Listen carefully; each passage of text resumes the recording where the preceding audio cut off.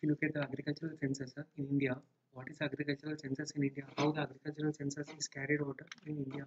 The agricultural census forms a part of the broader system of collection of agricultural statistics in India. It is a large-scale statistical operation for collection of requisite data and the derivation of the quantitative information about the structural characteristics of agriculture in the country. Through the agricultural census, basic data on important aspects of economy and operational holdings of the country is collected.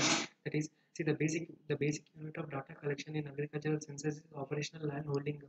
Periodic agricultural census is important as it is the main source of information in the country on the basis characteristics of operational land holdings such as land use, cropping pattern, irrigation status, and tenancy particulars.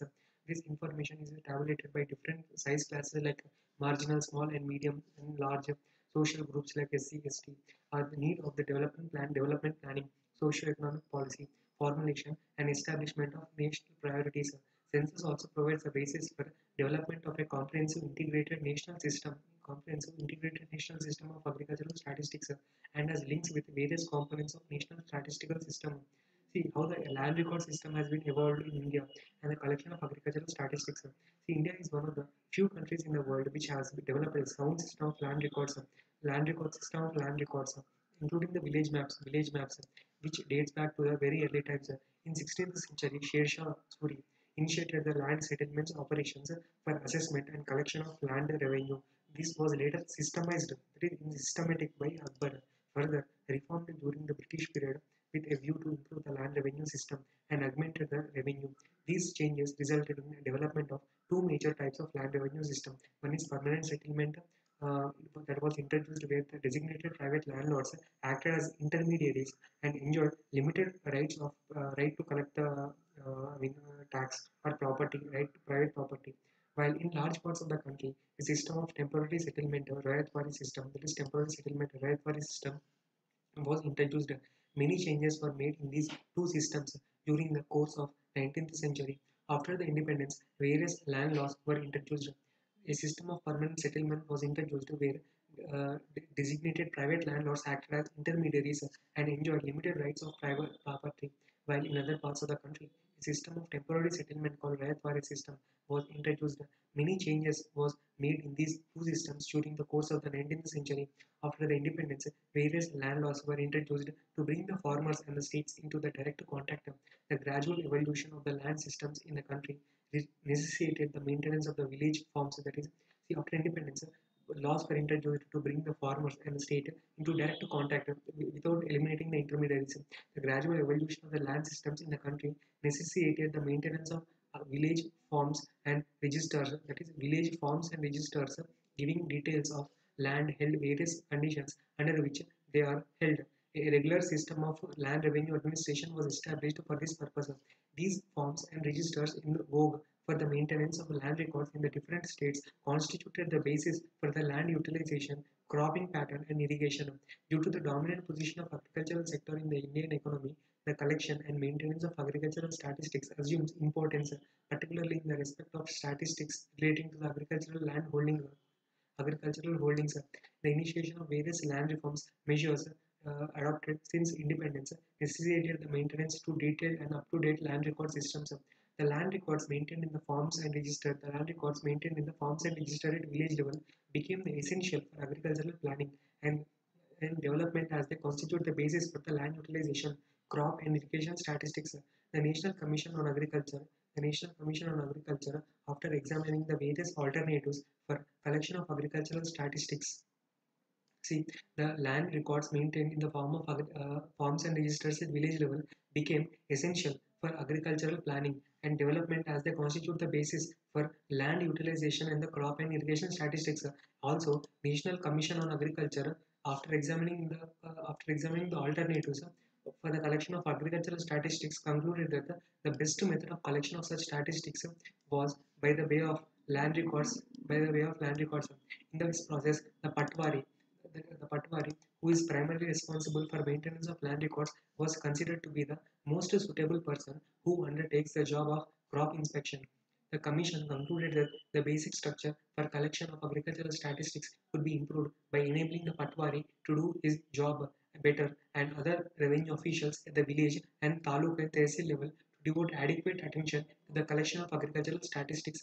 The architects of agricultural census thought it prudent to build the design of agriculture. The architects of agricultural census thought it prudent to build the design of agricultural census by taking advantage of existing system of land records in the country.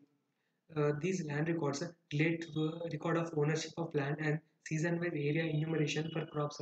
Such detailed land records are maintained only about 91% of the operated area of the country, whereas the remaining 9% area covering northeastern states like West Bengal, Kerala, and also Orissa, an approach of household inquiry is being followed. That is, land records are maintained only 91% of the operated area. Remaining 9% area, like because of extreme extremism, the land records were burnt by the extreme extremists in West Bengal, Communist Kerala, and Orissa, Chhattisgarh, near to Chhattisgarh.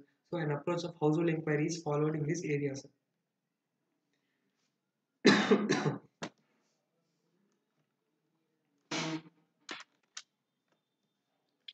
If you look at the brief history of agricultural census in India, the Department of Agriculture and Farmers Welfare has been organizing the Department of Agriculture and Farmers Welfare has been organizing the agricultural census quinnially, that is for every 5 years once, since 1970 to 71 in collaboration with the states and union territories as a part of the program of World Census of Agriculture. In the two agricultural census, namely 1950 and 1960, the data required for the World Agricultural Census were collected through the National Sample Survey Office (NSSO). Sample surveys, that is NSSO, National Sample Survey Office was given. So, beginning in the 1972 to 71 census, the methodology adopted was complete enumeration, wherein the data available in the land records were retabulated, which was in line with the method recommended by FAO.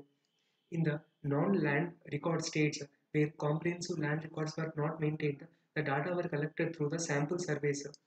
Due to the changes taking place in the Indian agriculture at very fast pace, the National Commission on Agriculture, in their report submitted in 1976, recommended that agricultural census should be conducted on quinennial basis, that is, every 5 years, quinennial basis. Accordingly, second agricultural census was conducted in 1976 to 77, and as the reference year, as 1976-76 as the reference year. In this census, the information on number of area. In this census, the information on number and the area of operational holdings was collected on complete enumeration basis in land record states, and detailed information on characteristics of operational holding was collected on the sample basis.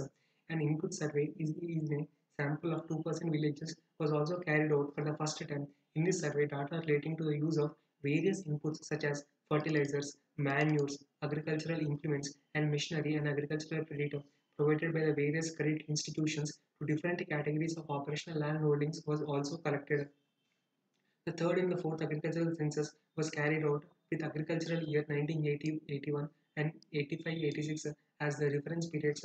However, from the input survey 1991 to 92, the sample size has been raised to 7% villages in each stratum. So far, 10 agricultural census with reference years 1971 spanning till 2015-16, 2015-16 is the recent one, has been conducted. The reference period in agricultural census is the agricultural year starting from July to June. If you look at the history of our agricultural census, our journey through the years has been full of milestones, growth, and dedication.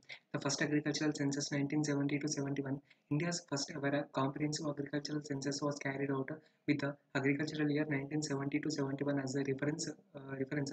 This was the first biggest ventures in the agricultural statistics ever launched in India. Over 1 lakh villages.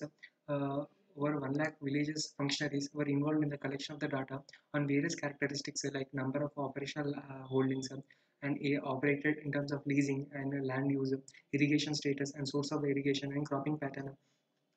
In 1976 to 77, encouraged by the utility of the data generated by the first agricultural census for use in formulation of the policy and planning, National Commission on Agriculture recommended that agricultural census should be carried out once in every 5 years. Hence, second agricultural census was carried out in India with the agricultural year 1976 to 77 as a reference. The scope was also widened to include separate input survey to obtain information on the use of various inputs such as fertilizers, manures, pesticides, agricultural implements, and machinery, etc. In 1980 to 81, agricultural census 1980 to 81 was the third in the series, and the scope of